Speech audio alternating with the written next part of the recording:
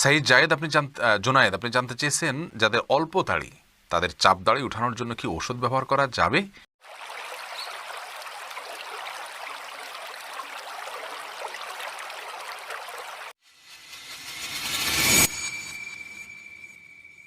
ভাই সাইদ জোনায়েদ, ঔষধ ব্যবহার করে দাড়ি উঠানো এটা যদি স্বাস্থ্যের জন্য ক্ষতিকর হয়, ক্ষতিকর হওয়ার কথা স্বাভাবিকভাবে, যদি ক্ষতিকর হয় তাহলে কিন্তু এটা করা জায়েজ নাই। আল্লাহ রাব্বুল আলামিন বলেছেন ওয়ালা তালকু বিআইদিকুম ইলা তাহলুকা, তোমরা নিজেদেরকে ধ্বংসের দিকে, ক্ষতির দিকে ঠেলে দিও না। অতএব এমন কোনো ঔষধ ব্যবহার করা যাবে না যে ঔষধ ব্যবহার করলে আমাদের ক্ষতি হতে পারে। আর যদি কোনো প্রকার ক্ষতি না হয় তাহলে সেক্ষেত্রে দাড়ি গজানোর জন্য তিনি যদি কোনো মেডিসিন ইউজ করেন, করতে পারেন, কোনো অসুবিধা নেই। তবে মনে রাখা উচিত আল্লাহ রাব্বুল আলামিন তাকে যেভাবে সৃষ্টি করেছেন সেটার উপরে সন্তুষ্ট থাকা, এটার মধ্যেই কল্যাণ নিহিত আছে।